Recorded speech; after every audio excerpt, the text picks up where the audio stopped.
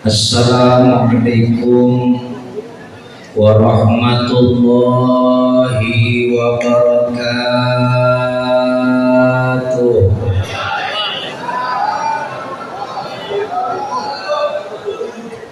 Alhamdulillah, alhamdulillahilladzi asra bi'abdihi laila.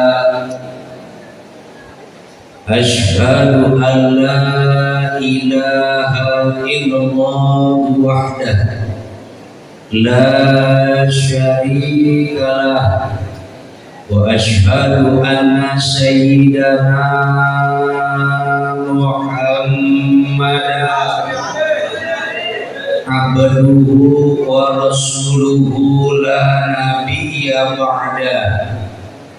Allahumma sholli ala sayyidina Muhammad ibn Abdillah wa ala alihi wa ashabihi wa mawalah.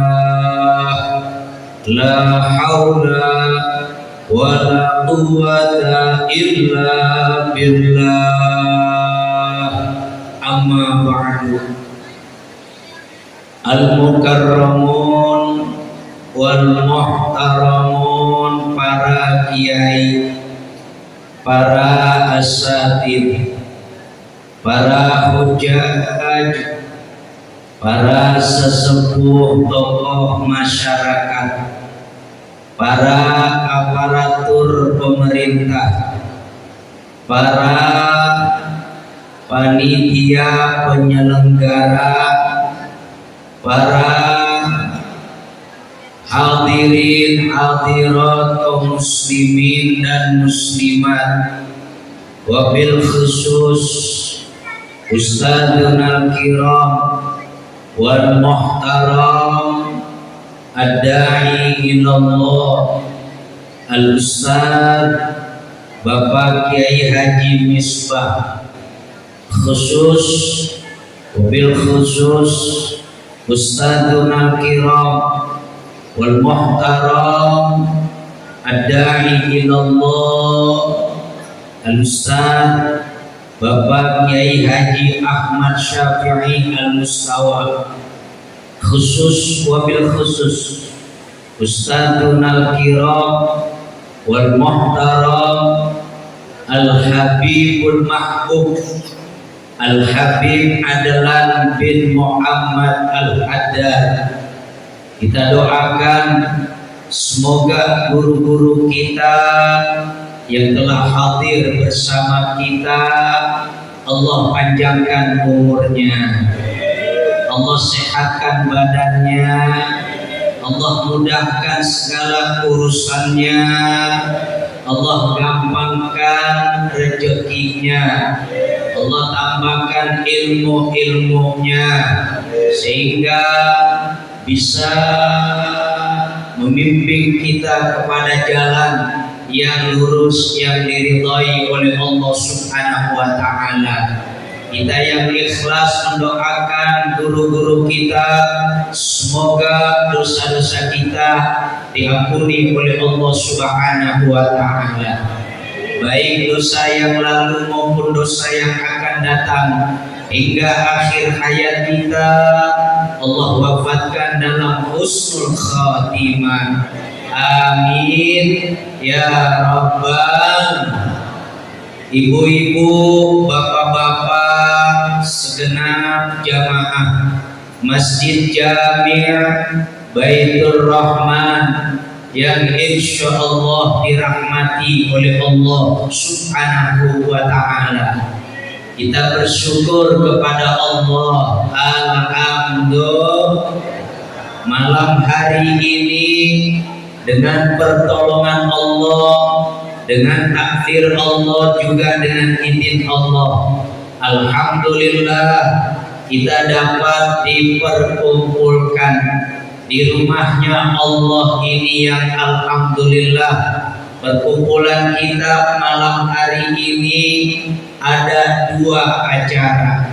Yang pertama, sebagaimana pengajian rutin, yang diadakan setiap malam Ahad yang kedua dan yang keempat, dan sekaligus acara kita malam hari ini Isra wal Mi'raj Kangjeng Nabi besar kita Nabi Muhammad. Berarti acara kita malam hari ini ada dua. Kalau acaranya dua, berarti berkatnya juga dua. Berkatnya berapa, Bu? Berapa, Pak? Kenapa dua? Acaranya dua. Bukannya Nabi, tapi cuma ingetin.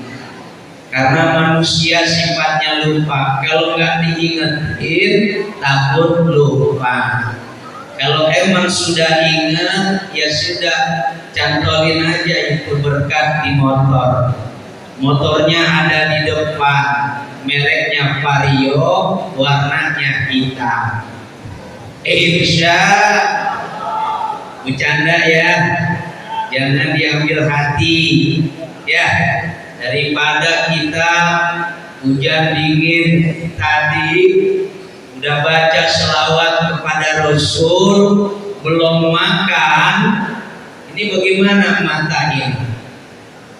Dari tadi kumpul di tempat ini, ya, belum makan, udah baca banyak selawat kepada Nabi, otomatis perut, mata, iya, jadi nggak terlalu serius ya.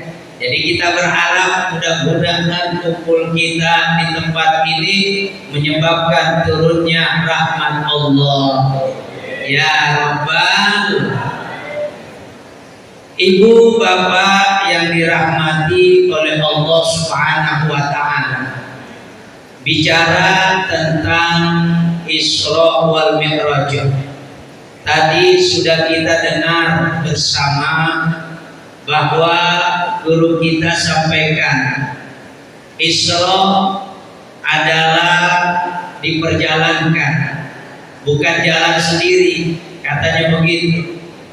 Karena diperjalankan menuju dari Masjidil Haram ke Masjidil Aqsa, menuju kepada langit pertama, kedua, terus sampai yang ketujuh, bahkan sampai ke Rabbul Afdal, sampai kepada fi a'la illiyin.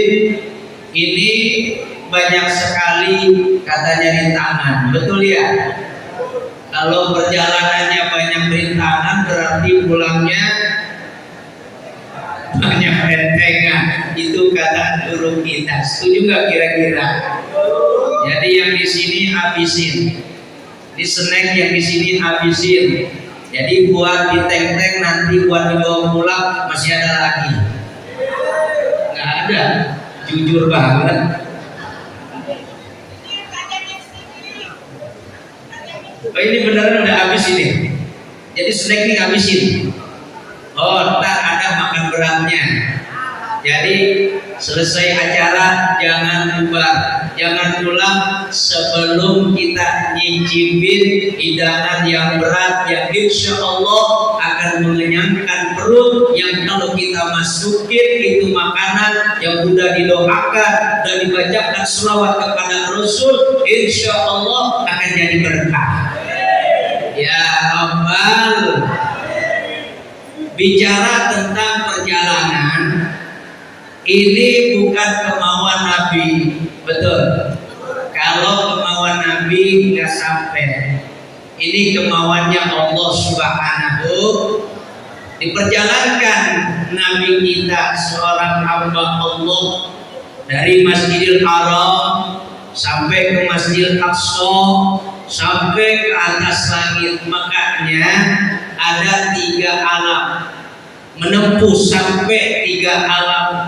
Pertama alam nasyur, alam fisika, alam indrawi, alam manusia. Dari Masjidil Haram ke Masjidil Aqsa, itu alam yang bisa ditempuh oleh umat manusia.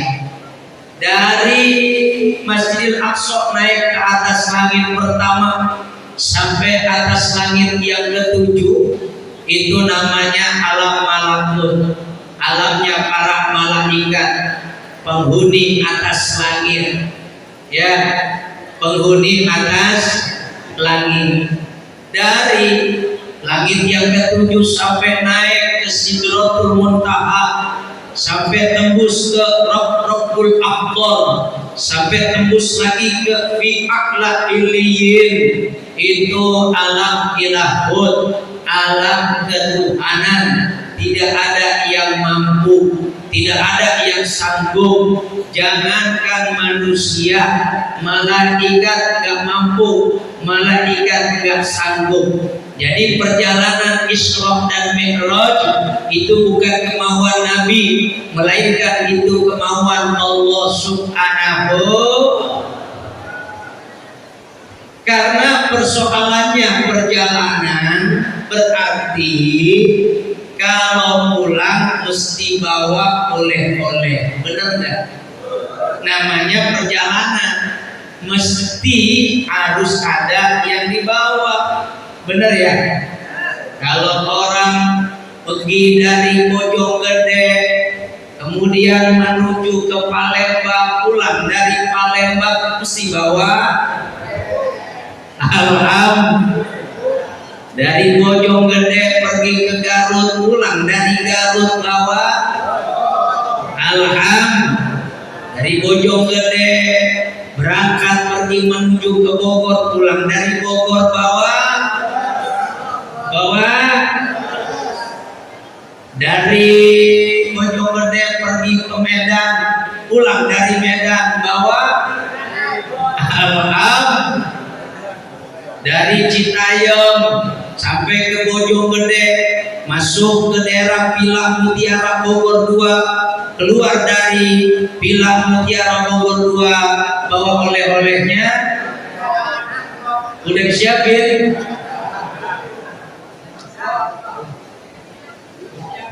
Ini namanya perjalanan, mesti bawa oleh-oleh, ya.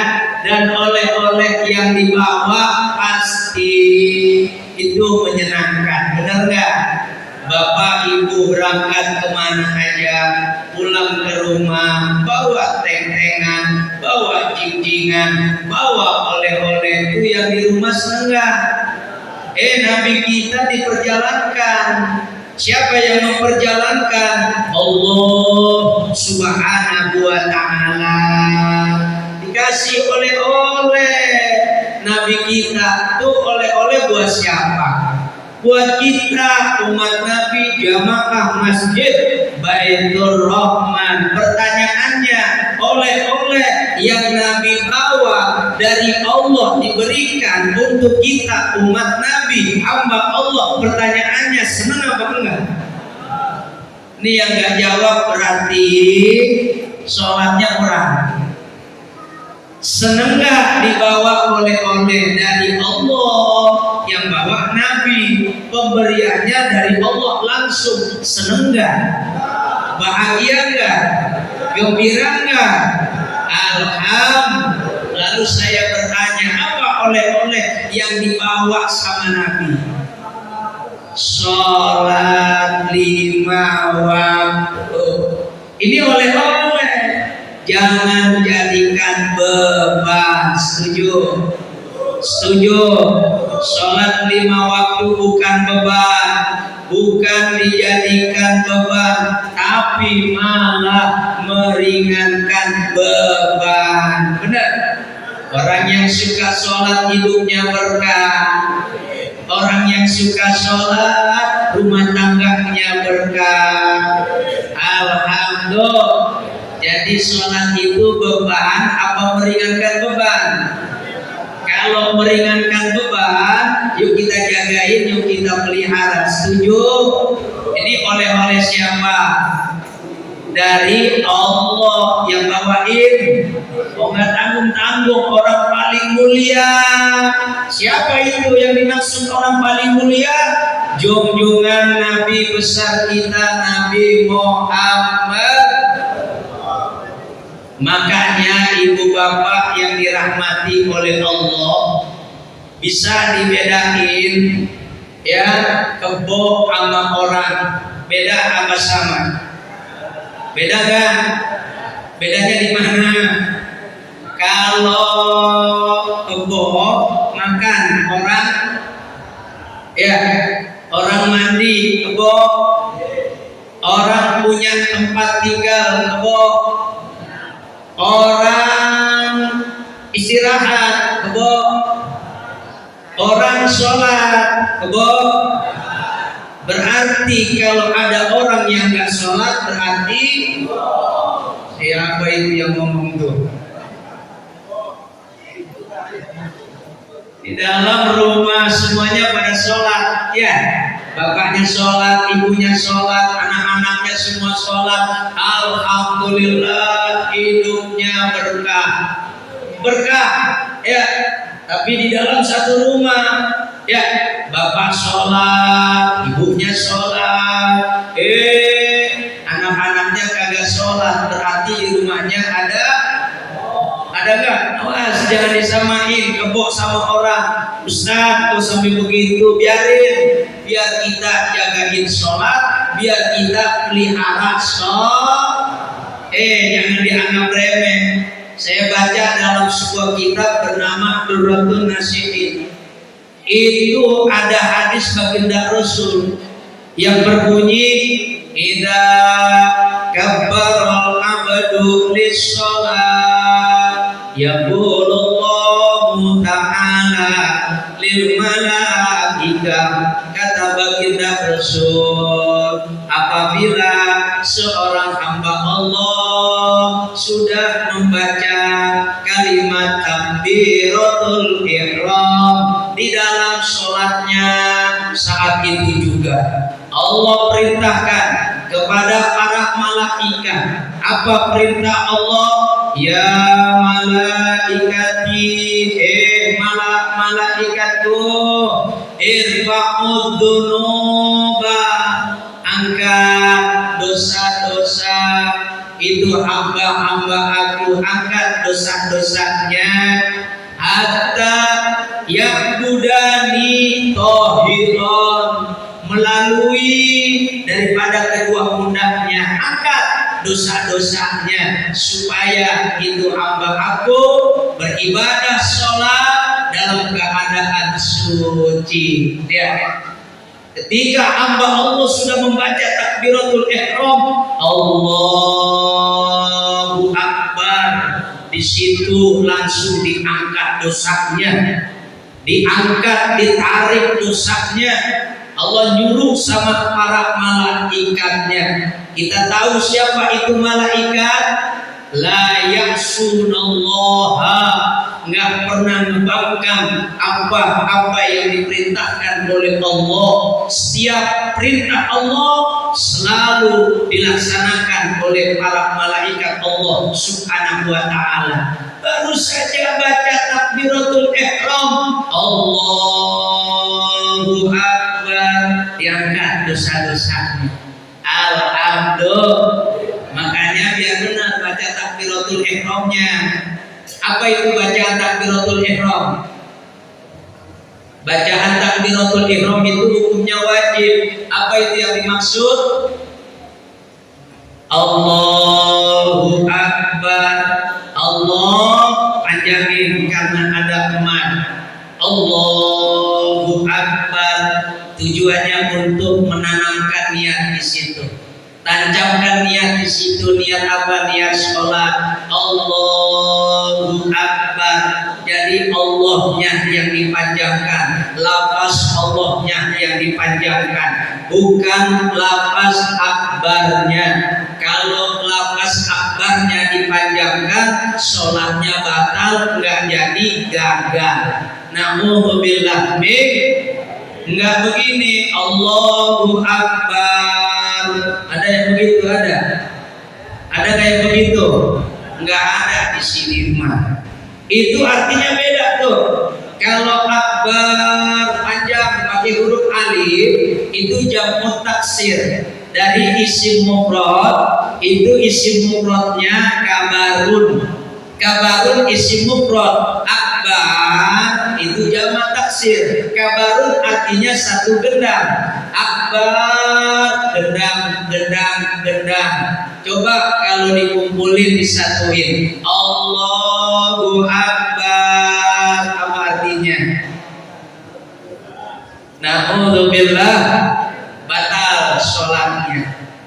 Atau jangan Allahu Akbar, ada yang begitu juga ada. Jamaah Masjid Baitur Rahman insyaallah nggak ada yang begitu. Kalau yang begitu batal sholatnya, gagal sholatnya. Oh, kenapa? Artinya beda. Allah artinya Allah Tuhan. Ya, wakbar artinya dan, akbar artinya maha besar. Berarti kalau digabungin Allah dan yang maha besar. Na'udzubillah min. Emang ada yang maha besar selain Allah? Ada lagi? Enggak ada. Hanya Allah yang maha besar. Atau jangan Allahu Akbar, pakai kol-koloh kafnya, Allahu Akbar. Ada juga yang begitu? Jangan. Jadi ketika takbiratul ihram biar jelas lafaznya, bacaannya, supaya jadi sholatnya Allahu Akbar. Tancapkan niat di dalam hati, karena hukum niat sholat adalah rukun atau fardu atau wajib. Paham? Yang udah paham boleh pulang duluan. Ibu bapak yang dirahmati oleh Allah, perkara angkat dua tangan itu hukumnya sunnah. Hukumnya apa? Sunnah, tapi jangan dianggap remeh. Jangan mentang-mentang sunnah akhirnya ditinggalin. Ya walaupun sunnah dikerjain dapat pahala, betul nggak? Angkat dua tangan walaupun sunnah tetap ada caranya, nggak sembarang angkat. Bagaimana cara angkat yang benar? Nih, dua telapak tangan, hadwal mankibain, sejajar sama dua pundak, dua telapak tangan diarahkan ke arah kiblat. Allah, gitu. Ya, Allahu Akbar. Kemudian dijatuhinnya, disedekapannya di mana? Ada yang di dada, ada yang di lambung sebelah kiri, ada yang di bawah pusar, ada juga yang sambil diputar-putar Allahu Akbar. Ada enggak? Tapi belum pernah lihat saya sama sekali sampai sekarang orang ketika takbiratul ihram angkat dua tangan Allahu Akbar. Ada enggak yang pegang jidatnya? Enggak ada. Ya, yang benar yang mana? Kalau saya dapati daripada pelajaran dari guru-guru saya melalui kitab-kitab salafun saleh, kitab At-Tadhib, kitab Ad-Durusul Fiqhiyah, kitab Riyadhul Badi'ah, kitab Fathul Mu'in, itu sama. Di mana peletakan ketika mengangkat kedua tangan, ketika disedekahkan antara bawah dada di atas pusar, tahtas sodari wa fawqas surah, di bawah dada dan di atas pusar. Allahu Akbar. Ya, nih kita punya jempol sama jari manis dan kelingking jepitin pergelangan tangan. Dua jari telunjuk sama jari tengah ini letakkan di atasnya. Itu begini, cara apa bersedekah? Jelas nggak? Ya, jadi tujuannya biar bisa menekan sedikit perut agar menambahkan kekhusyuan. Jadi ketika takbiratul ihram dengan baik, jelas, maka Allah perintahkan langsung kepada para malaikatnya, malaikat aku angkat dosa-dosanya. akhirnya diangkat sama malaikat.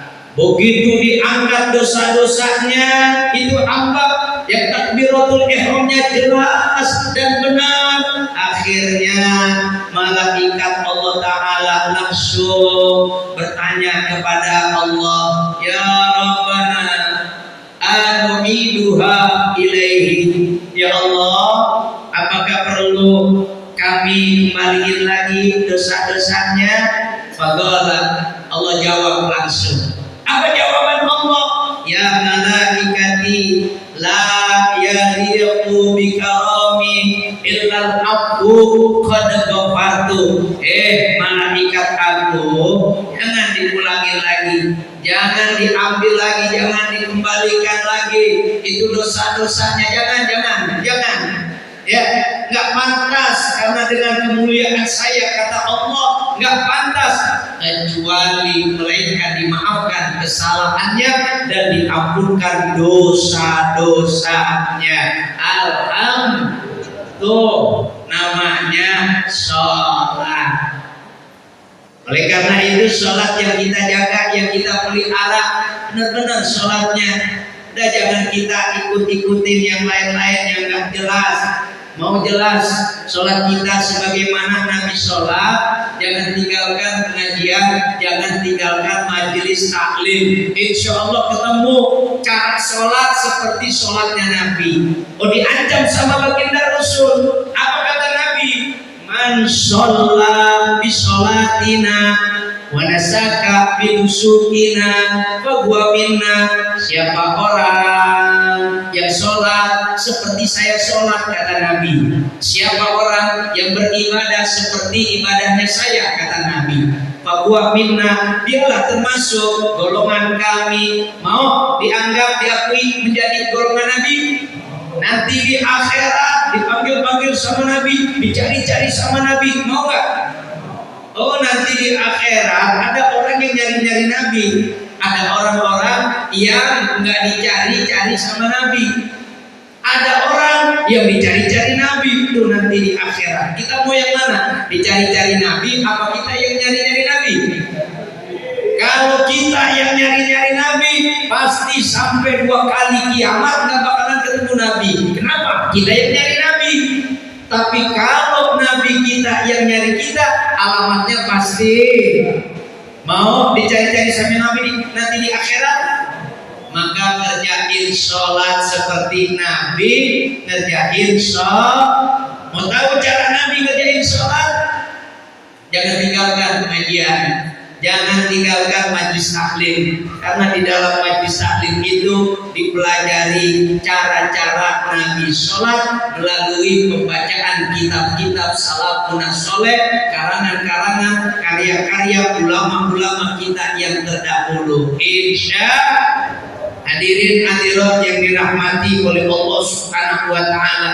Terakhir saya bacakan hadis baginda Rasul yang berbunyi, man hafaza 'ala sholawat kanat burhanan wa najatan wa nuron.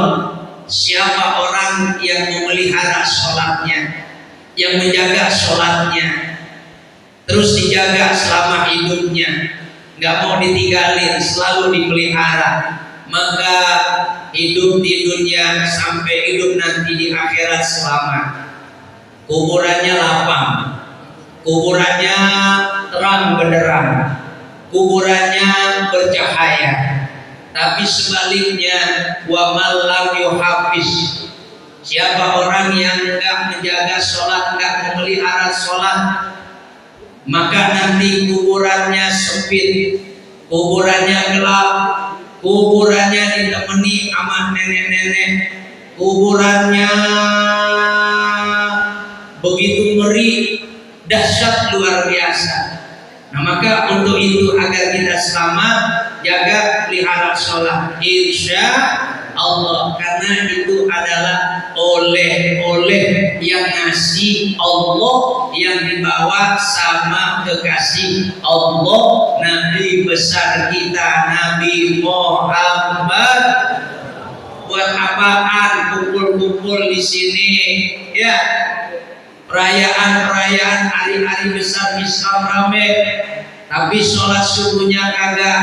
Buat apaan? Sholat subuhnya nggak mau, asarnya ditinggalin untuk apa? Bukankah Nabi tegaskan kalau mau tahu amalan-amalan yang lain bisa mendapatkan ridho Allah, tergantung sholatnya diridhoi apa enggak. Kalau sholatnya diridhoi, maka amalan-amalan yang lain pasti diridhoi, itu otomatis.